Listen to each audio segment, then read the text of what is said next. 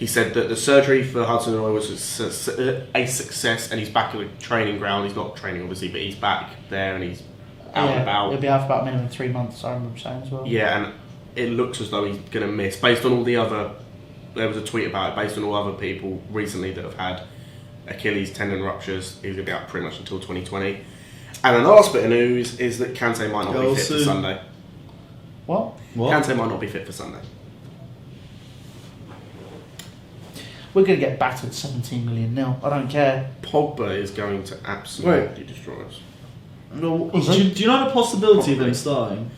He didn't. All he said was that they're monitoring his fitness, and he may or may not be fit. There's a possibility he might not be fit.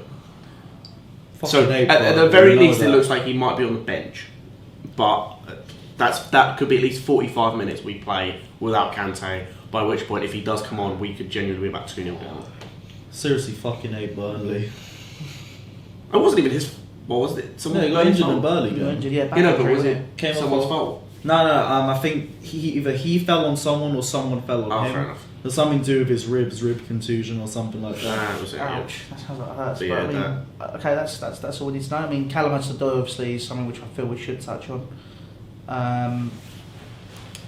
Really unlucky for him. He's finally cemented his place in the first team as well. Mm-hmm. I think that one of the things so myself and Louis, for those that don't know, went to the BT Sports Industry Awards last night, and we spoke to Jake Humphreys about this, and he did say that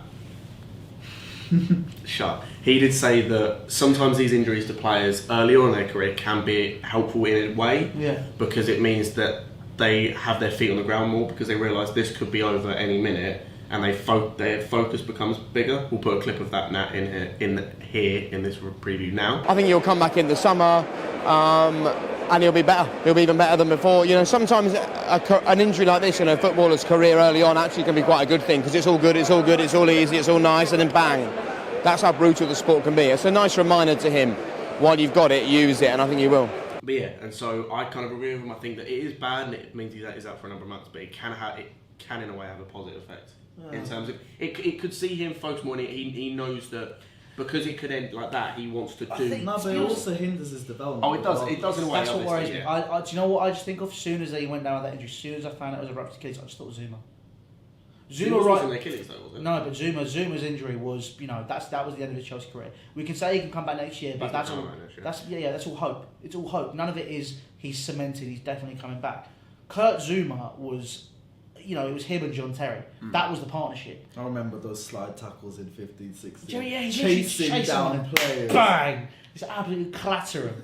He was absolute boy. It's kind of a case of you look at him as a player, and he was just so set. He was going places, and then it's now taken him basically 3 years to get back to a point where he's in contention for the France squad, where people consider him one of the best in the league, and it's kind of a case of outside the top 6, one of the best in the league. But it's kind of a case he just needed those few years, and I worry that what's going to happen is Hudson-Odoi is going to go off the map.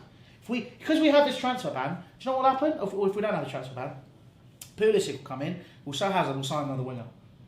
Guaranteed. I wouldn't be too annoyed about it if it meant that one of Pedro William went.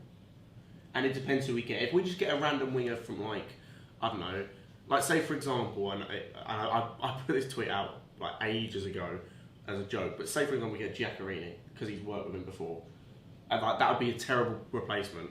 But say we get someone that's actually good, for example Pepe or someone else up there, say Asensio, for argument's sake. He wouldn't come to us, but for argument's sake. Okay. For argument's sake. Okay, for argument's sake. Yeah. Let me finish my point. For argument's sake, if we get a good enough replacement in for Hazard, then I'm fine with it. He's just lost it. You alright, mate? Pepe was sitting there going, that's a little bit far-fetched. He was Champions League football and he's 70 million quid. Then he went fucking Marco Asensio. He's never going to come to us. As I said, there is no chance in hell. So use an example of someone who is going to come to us. No one is. Exactly. What about, hang on, who we got as wingers in the youth academy which are actually half decent? Fuck knows. Piazon. Oh, Christ. No, Nathan. Oh, fucking hell, I forgot about him. Where's he now? He's in the Vitesse. Jesus Christ, it just says a lot, doesn't it? But I think... I just worry about his development. If you have Sarri, I think it's going to be a case of he will bring him back because it is Sarri and because Sarri likes to work with players and he understands Hudson-Odoi and he's been watching his development. If we don't have Sarri, it's going to be a case of fuck. Depends who we have. Exactly. Like if Lampard, for example, then yeah, I'd see him coming back in. But if it's just anyone else around him, then I'm thinking about, with all the issues with contract talks and the stuff in January at Bayern, I think we'll have an eye on him, to be honest. I'm just thinking about it. Oh shit, I just had that. I forgot that. He could go on a free by the time he comes back. Oh, no, but I'm thinking if we genuinely take care of him, if we give him the best rehab possible and he shows up and we just act like the way any normal club would, that should be enough to keep him one contract because he's still young. Everton did that with Ross Barkley. I just hope it goes better than it went for them. Yeah, I mean, it's kind of, he speaks over tones, he's like, they're shite, that's what you normally get. You know, if they call him a Liverpool fan and all that. They do not like him. I don't understand it though. I thought, Everton accepted the fee, blame your club. But other than that, we'll move swiftly on.